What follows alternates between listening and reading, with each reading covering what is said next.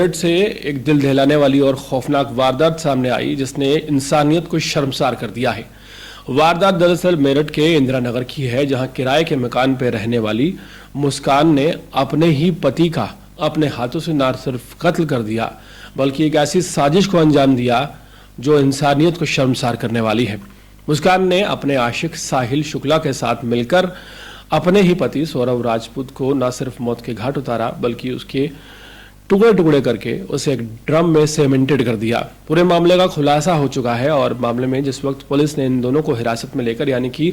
आरोपित पत्नी मुस्कान, जिसका नाम सुभी बताया जा रहा है, उसे और उसके आशिक साहिल को जब कोर्ट में पेश किया जा रहा था, उस वक्त वकीलों की भीड़ ने इन लोगों पर हमला कर दिया और इन्हें मारने की कोशिश की। हालांकि पुलिस का तगड़ा बंदोबस्त होने के बाद ये लोग बच गए, लेकिन लोगों में खास तौर पर रोष देखने को मिल रहा है और इस घटना की चर्चा पूरे देश में हो रही है कि कैसे एक महिला जो कि एक शख्स की पत्नी है वो इतनी ज़्यादा बर्बरता करने पर उतारू हो सकती है।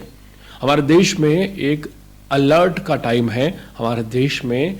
एक जागरूकता का टाइम है, जहां यह बात साफ हो गई है कि पत्नियां जो हैं जिनके अफेयर चल रहे हैं वो पतियों के लिए ना सिर्फ घातक साबित हो सकती हैं बल्कि उनकी जान लेने के लिए किसी भी तरह का षड्यंत्र रच सकती हैं। हैरत की बात यह है कि मुस्कान ने अपने माँ बाप से ये कहा था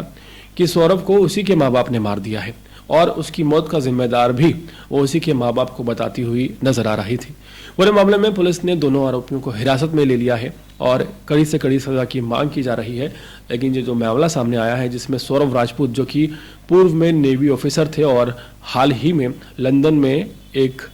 बेकरी में काम कर रहे थे, वो अपनी बेटी के जन्मदिन पर और अपनी वाइफ के जन्मदिन पर भारत आए थे 24 फरवरी को और 25 फरवरी को उनके साथ ये दिल दहलाने वाली वारदात को अंजाम दिया गया। पहले सौरभ राजपूत को नशे का कुछ खिलाया गया, उसके बाद उनके बेहोश होने के बाद लगातार उनके सीने पर चाकुओं से वार किए गए और मारने के बाद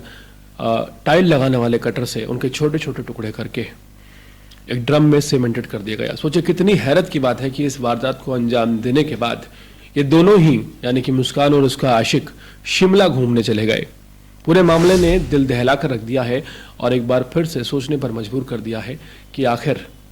पुरुषों की सुरक्षा किसकी जिम्मेदारी है।